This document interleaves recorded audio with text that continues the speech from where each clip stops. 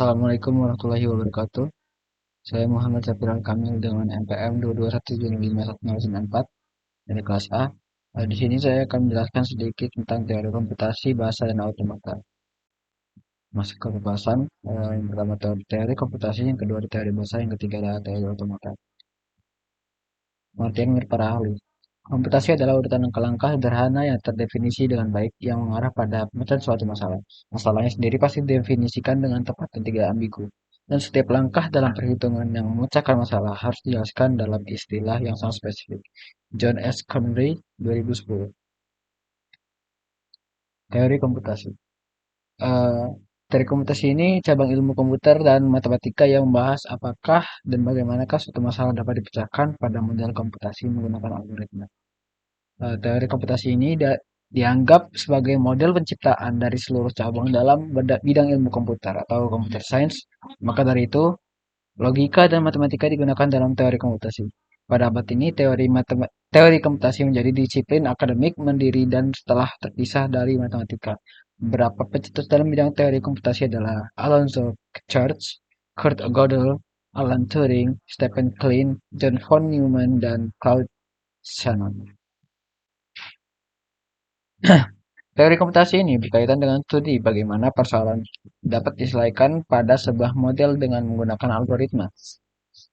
Teori komputasi dibagi menjadi tiga ranting, yaitu yang pertama teori otomata, yang kedua teori komputabilitas, yang ketiga teori kompleksitas. Teori otomata.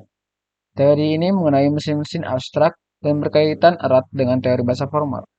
Beberapa hal yang berkaitan dengan otomata yaitu grammar. Grammar adalah bentuk abstrak yang dapat diterima untuk membangkitkan suatu kalimat otomata berdasarkan suatu aturan tertentu.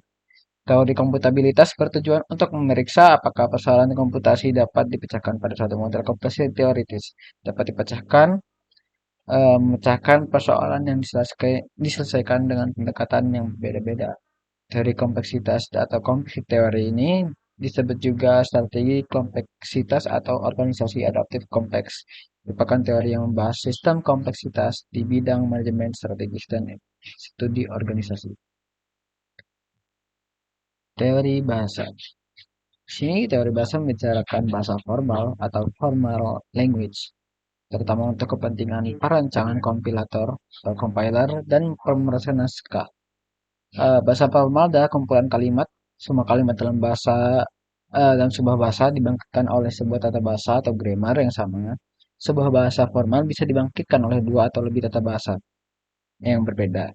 Dikatakan bahasa formal karena grammar diciptakan mendahului pembangkit pembangkitan setiap kalimatnya. Bahasa Indonesia bersifat sebaliknya, grammar diciptakan untuk meresmikan kata-kata yang hidup di masyarakat. Dalam pembicaraan selanjutnya, bahasa formal akan disebut juga bahasa saja. Yang ketiga, teori otomata. Otomata adalah mesin abstrak yang dapat mengenali, recognize, menerima, atau membangkitkan sebuah kalimat dalam bahasa tertentu.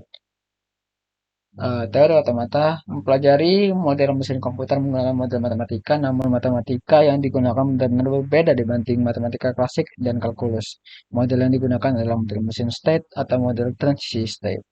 Terdapat tiga topik utama dari teori otomata yaitu finite automata atau FA, disebut finite state automata FSA.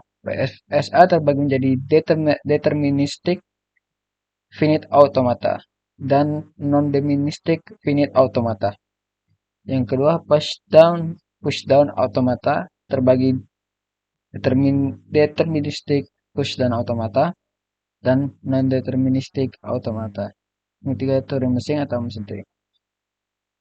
Sekian penjelasan sedikit tentang saya. Maaf bila ada salah kata atau dalam pengucapan. Saya kira wassalamualaikum warahmatullahi wabarakatuh.